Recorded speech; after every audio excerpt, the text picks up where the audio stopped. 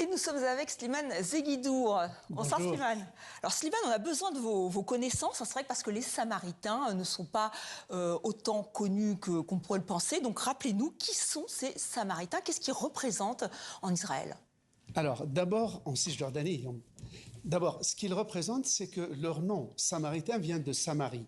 Samarie, c'est l'ancienne province du nord du royaume de David, fondé en l'an 1000 avant Jésus-Christ. Et ce royaume s'est scindé en deux royaumes ennemis. Le royaume de Samarie au nord, centré autour de Sichem, c'est-à-dire Naplouse, et le mont Gérizim, où habitent aujourd'hui les Samaritains, qui est le mont le plus saint de leur judaïsme, et le royaume de Juda, d'où vient le mot juif. Donc juif et samaritain sont des notions d'abord géographiques. Mais entre les deux, sur le plan religieux, les Samaritains ne reconnaissent que le Pentateuque, c'est-à-dire la Torah, les 5 premiers livres. Ils ne reconnaissent pas les autres livres, ne reconnaissent pas le Talmud, parce qu'ils considèrent qu'ils sont les héritiers en droite ligne des véritables enfants d'Israël, c'est-à-dire le judaïsme originel. Leur langue liturgique, leur langue maternelle, c'est l'arabe. Leur langue liturgique, c'est l'hébreu ancien, qu'ils écrivent avec un alphabet ancien proche du phénicien, qui n'a rien à voir avec l'alphabet hébraïque d'aujourd'hui, qui est en fait de l'alphabet araméen.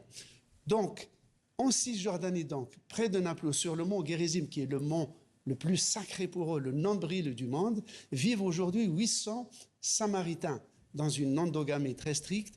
Leur langue, comme je le dis, est l'arabe, leur littérature aussi est en arabe, et ils sont totalement agrégés dans la société palestinienne. Ils sont citoyens palestiniens, ils travaillent à Naplouse, ils vivent avec les Palestiniens, je les ai vus plusieurs fois, et ce sont, on pourrait dire d'une certaine manière, des juifs arabes.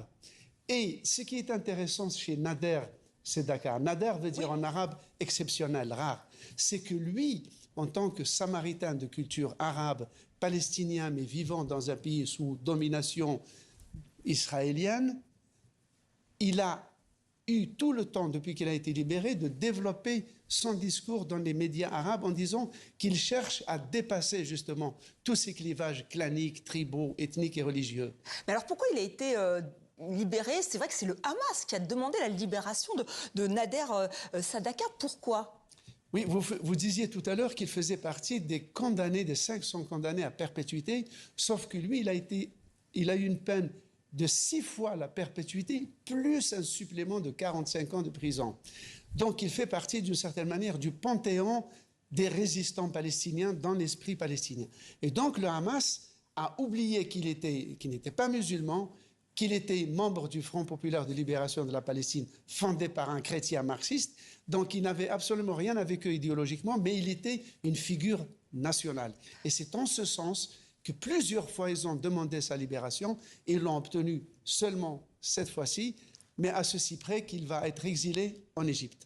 Merci Slimane Zeguidour pour cet éclairage nécessaire, notamment sur les Samaritains.